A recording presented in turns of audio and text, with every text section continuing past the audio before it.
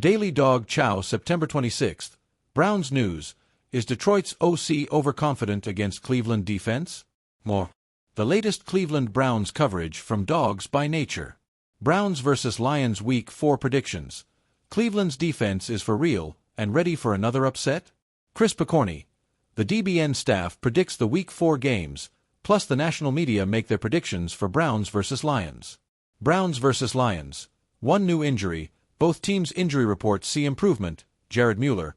Browns and Lions both saw improvements to their injury reports, including DT Mike Hall, but Detroit added another defender. Confidence or folly? Lions coach dismissive of Browns defense heading into Week 4. Jared Mueller. A great run game versus a great run defense as the Lions and Browns matchup in Week 4. Johnny Morton's comments dismiss other side. More Cleveland Browns news. Bulletin board material. September 25th, 25, clevelandbrowns.com.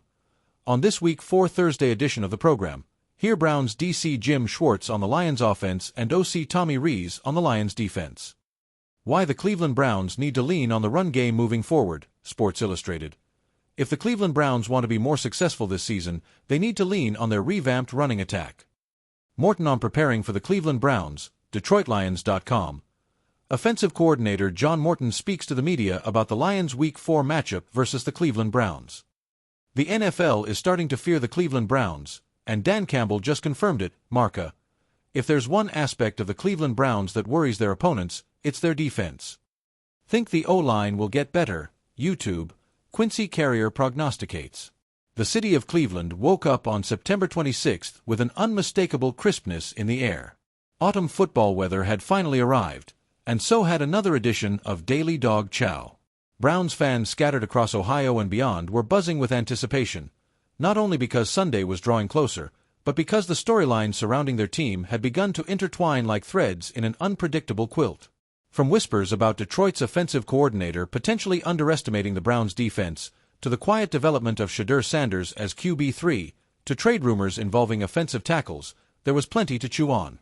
This wasn't just another Thursday in Browns land. This was the kind of day when the narrative began to shift, when rival coordinators either outsmarted themselves or ran headfirst into a brick wall of Myles Garrett and company. Let's dive in. A brewing showdown, Detroit's OC versus Cleveland's defense. Football often comes down to ego, coaches believing their scheme is superior, players believing no one can block them, and fans believing their team is destined to break a curse.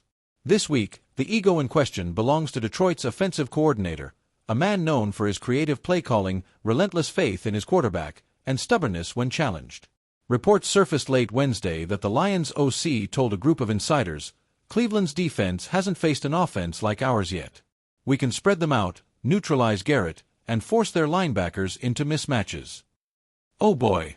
That quote, whether bravado, gamesmanship, or simple overconfidence, sparked wildfire in the dog pound.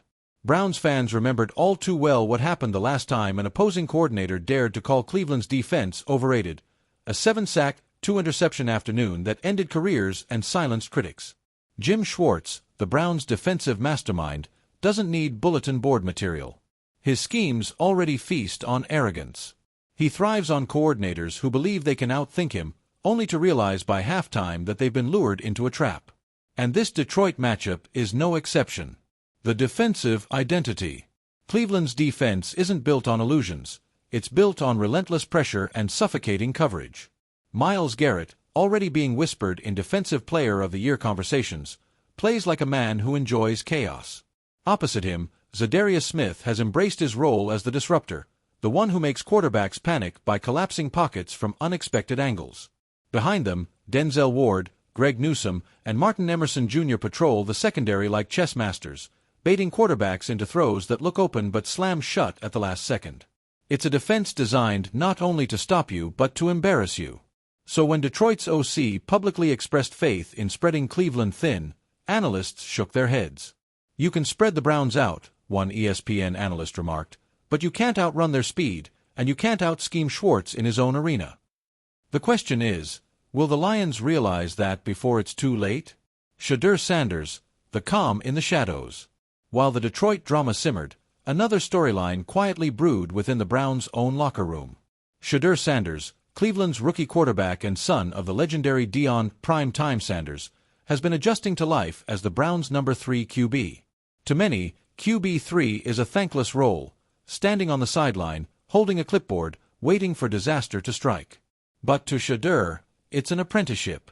He's been spotted during practice staying long after sessions end, working on footwork drills, timing routes with receivers who often don't make the highlight reels, and absorbing every word from the veteran QBs ahead of him. When asked about his role this week, Shedeur's words struck a chord: "I'm thankful.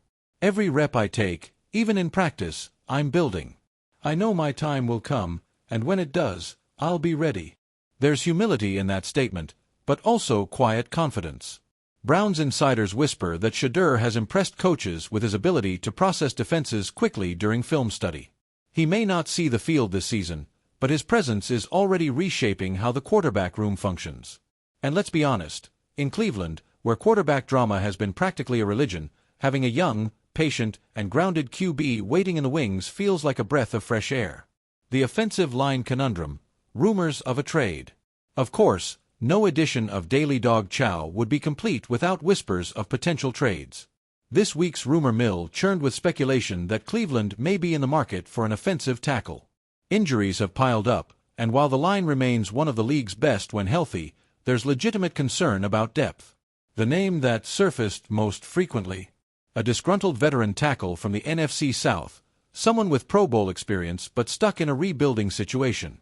Pairing him with the Browns' already formidable line could give Cleveland the reinforcement it needs for a deep playoff run. Fans debated furiously online: should the Browns give up draft capital for immediate help or trust their depth to hold? One fan on Twitter summed it up: protect the QBs at all costs. We've seen what happens when we don't.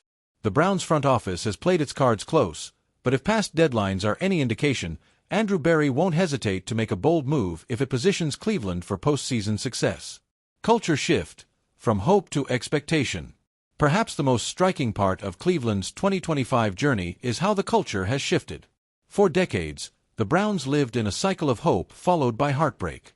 But now, there's expectation. The defense isn't just good, it's elite. The quarterback room, once a carousel, now feels stable.